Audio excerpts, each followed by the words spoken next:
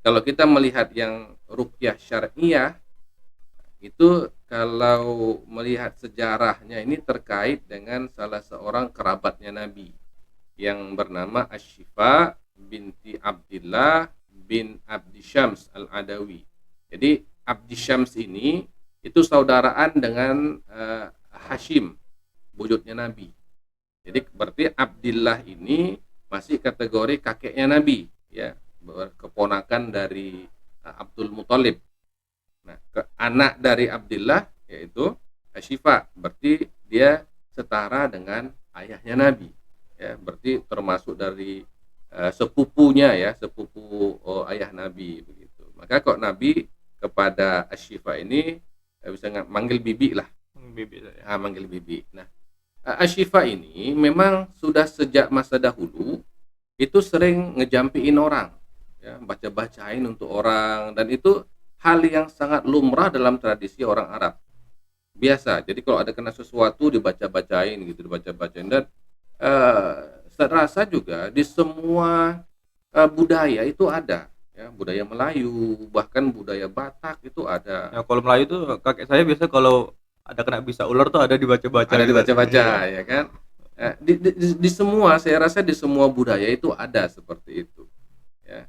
Nah, begitu juga dengan tradisi seperti ini ada di masa orang Arab, ya, masa-masa jahiliyah dulu juga sudah ada. Akan tetapi kemudian ketika Asyifa ini telah memeluk Islam, beliau telah berjanji pada dirinya, saya tidak akan melakukan ruqyah ini sebelum saya tanya sama Nabi dulu, boleh atau enggak, Iya, ya kan? Boleh atau enggak? Maka Nabi Shallallahu Alaihi Wasallam bertanya dulu, bagaimana caranya? Oh, dibacain begini begini begini begini. Oh, oke. Nah, ada kertas, ada potongan kulit hewan misalnya, ditulis di situ, yaitu dijadikan ruqyah, ya. Hal ini kemudian di ACC oleh Nabi. Oke, boleh. Ya, karena dilihat dari prosesnya tidak juga ada sesuatu yang bertentangan dengan syariat, maka Nabi membolehkan. Bahkan Nabi menambahkan lagi untuk salah satu media dari ruqyah itu sendiri itu kunyit. Nah, itu ada hadisnya seperti itu, Nah, ya. mengenai media tadi, Ustaz. Hmm. Jadi kalau kita lihat tuh kan kalau sekarang banyak nih ya bisa dikatakan ustadz yang mengaku-ngaku bisa meruqyah gitu. Hmm. Jadi yang kami sebagai orang awam melihat yang ini syar'i atau yang syirik nih gimana, Ustaz?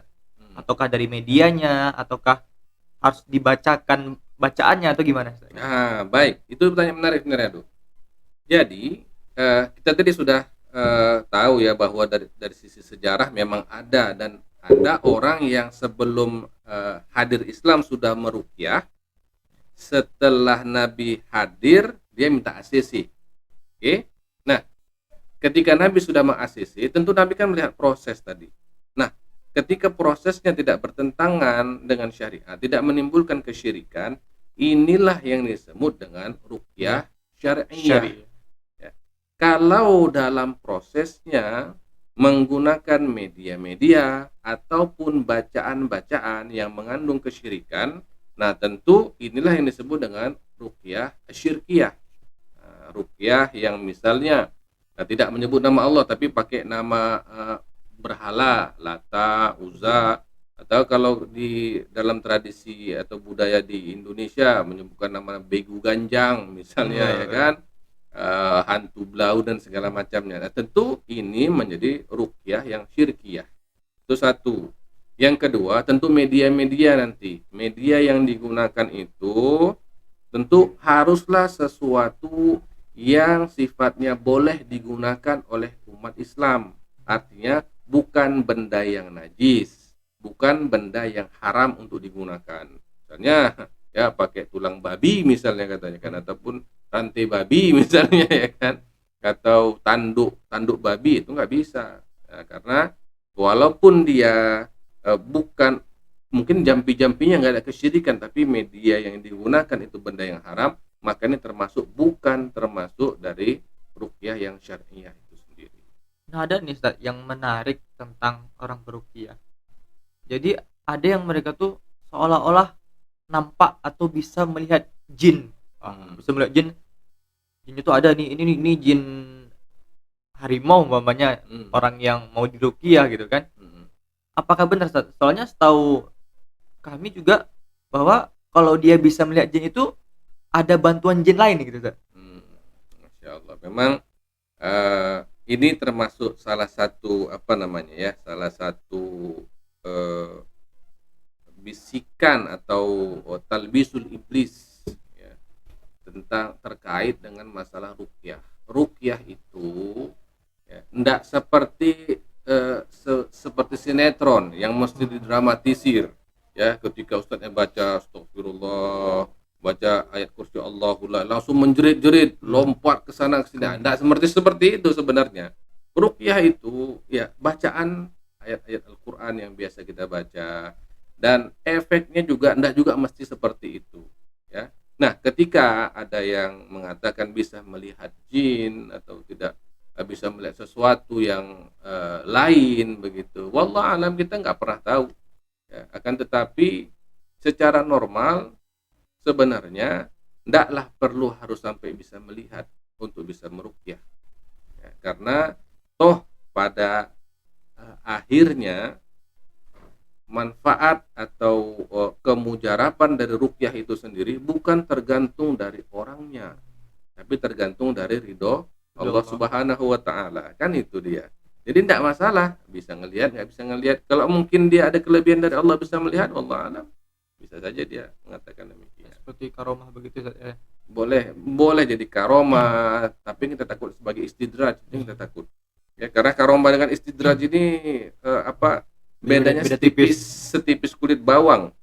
Ya, orang yang punya karomah lalu kemudian jadi sombong ya, lalu kemudian kesombongannya tidak menghilangkan karomahnya, karomahnya telah jadi istidraj. Nah, kan bahaya itu. Makanya mending kalau kita memang mau meruqyah, kita ngeruqyah yang biasa-biasa aja ya, sehingga kita terhindar dari sifat-sifat yang demikian. Nah, mengenai penggunaan bahasa nih Ustaz. Hmm, hmm, Ada nih kalau kalau kayak kakek kita dulu kan, hmm, itu dia menggunakan kadang bahasa daerah, hmm, terus ya yang pasti bukan menggunakan bahasa Arab gitu Ustaz. Itu gimana Ustaz? Apakah diperbolehkan? Baik, terkait dengan masalah bahasa yang digunakan, bahasa itu sebenarnya bebas. Karena inti dari meruqyah itu membaca-bacakan sesuatu. Nah, yang dibaca ini mengandung nilai kesyirikan atau enggak. Nah, itu hal yang paling pertama. Jadi mau dia bahasa Arab, mau dia bahasa Minang, mau bahasa Melayu, mau bahasa Batak sekalipun, tidak ada masalah dengan masalah bahasa. Ya. Selama arti dari bahasa tersebut tidak mengandung kesyirikan. Apalah gunanya kita pakai bahasa Arab ya, tetapi ternyata maknanya itu ya nggak paham Ustaz ya. apa namanya mengandung kesyirikan. Satu. Yang kedua, ketika kita membaca-bacakan sesuatu hendaklah kita paham apa yang dibaca itu. Ya, jangan cuma sekedar asal baca gitu. Ya, ada satu kata misalnya yohawiyah ya gitu misalnya. Apa artinya kita pun tak tahu. Tapi ternyata dalam bahasa itu ternyata itu memanggil setan misalnya. Tentu kita termasuklah orang-orang yang melakukan ruqyah yang syirkiyah tadi. Tidak bisa. Maka sebaiknya dengan bahasa yang kita pahami, sehingga kita yang meruqyah tahu bahwa yang kita lakukan bukan hal yang syirik. Orang yang apa namanya yang mendengar ruqyah kita pun tahu bahwa yang dibacakan juga bukan hal yang syirik. Maka sebaik-baik ruqyah itu adalah ayat-ayat Al-Qur'an. Kan itu. Sahabat kan pakai begitu dia. Ya makanya kenapa kadang kayak kawan-kawan kan umpamanya ada suatu kegiatan terus ada tiba-tiba temannya yang kesurupan, tiba-tiba yang dibaca sama ayat Al-Qur'an, ayat kursi yang dibaca, terus trikul itu dibaca tapi nggak berefek gitu Ustaz. Berarti itu tadi ya, yang seperti katakan Ustaz tadi bahwa kita harus tahu dulu makna apa yang kita baca dan tujuannya begitu Ustaz ya. Betul. Dan apakah gini Ustaz, kami yang sebagai orang awam nih apakah bisa semuanya jadi seorang peruqyah? Itu jadi pertanyaan dari teman-teman. Baik. Apakah semua orang bisa menjadi peruqyah? Jawabannya iya. Semua orang bisa jadi peruqyah. Ya, karena yang kita baca juga ya, kalau kita memang mau ruqyah yang syar'iyah ya baca saja ayat bagian dari ayat-ayat Al-Qur'an, kan itu dia. Ya, sehingga semua kita bisa jadi peruqyah. Hanya saja jangan kita memiliki ekspektasi, ya, yang awam ini memiliki ekspektasi seperti bacaannya ahli ruqyah. Ruqyah. Nah, mereka sudah benar-benar memahami maknanya, membacanya dengan bacaan yang jelas, Jelas. bagus, ya, fasih dia. Kemudian dia juga mungkin sudah menjadikan itu zikir harian dia gitu, sudah menyatu dengan diri dia. Nggak bisa kita bikin ekspektasi, tiba-tiba kita langsung baca ayat kursi terus kejang-kejang ya, yang ini ya nggak bisa. Nah, jadi semua itu kita semua bisa jadi peruqyah, tetapi kalau mau kita meruqyah dengan benar tentu kita harus melewati tahap dan fase-fasenya. Nah, seperti itu. Nah, ini unik sekali Ustaz. Jadi kan eh, ada yang namanya ruqyah mandiri gitu kan. Ya, Dan ada yang namanya ruqyah berjamaah. Nah, mungkin bisa Ustaz kasih apa-apa aja yang perlu kita baca untuk diri kita sendiri, untuk meruqyah diri kita Oke. sendiri. Baik, jadi gini, kalau namanya ruqyah itu pertama tidak ada panduan baku. Pertama ya, apa saja yang mau dibaca urutan enggak ada panduan baku sebenarnya. Terbukti toh ketika ini dari hadis Abu Sa'id Al-Khudri, sahabat Rasulullah bersama dengan Rasulullah kan ke satu tempat ya, satu perkampungan. Lalu di perkampungan itu kepala sukunya digigit binatang berbisa. Jadi mereka datang minta tolong, ada nggak yang bisa meruqyah gitu. Jadi Abu Sa'id Al-Khudri itu ya dia bilang, "Oh, kami nggak mau, orang tadi kami minta dijamu di tempat kalian, kalian nggak mau menyambut kami," katanya. "Sekarang minta tolong sama kami." "Ya kami mau nolong tapi bayar." Gitu ya kan. "Iya nggak apa-apa kami bayar," katanya. Ya udah, akhirnya pergilah Abu Sa'id Al-Khudri bersama dengan para sahabat-sahabat lain pergi ke sana, lalu dibacakan surah Al-Fatihah 7 kali. Ya, sembuh, langsung sembuh kepala sukunya itu. Tapi ya jangan kita nanti ekspektasi juga kita baca 7 kali, Semua. bacaan kita itu dengan Abu Sa'id Al-Khudri kan beda. Ya. Nah, itu sembuh. Nah, di ayat yang momen-momen yang lain ya ada ayat-ayat lain yang dibaca. Rasulullah juga pernah kan begitu. Jadi kalau secara baku enggak ada. Akan tetapi memang ada ayat-ayat yang baik untuk dibaca saat meruqyah. Kalau ruqyah massal tentu tergantung ustadznya, Tergantung ustadznya ya. ya. Tapi kalau untuk diri sendiri, maka yang paling dianjurkan itu adalah 3 qul. 3 qul.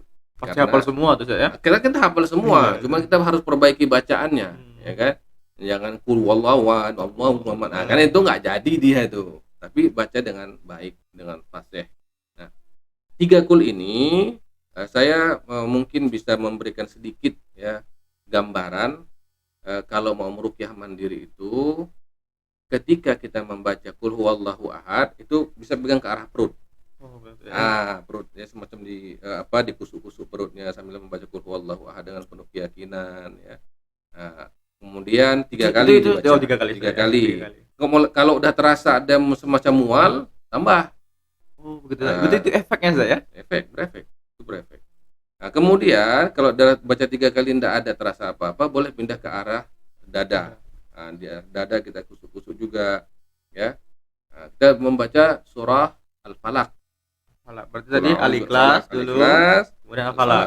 Nah, kalau nggak ada rasa apa-apa, maka pindah ke arah Kepala. Dikusuk-kusuk kepalanya gitu, ya. Sambil membaca surah An-Nas. Ya, dibaca.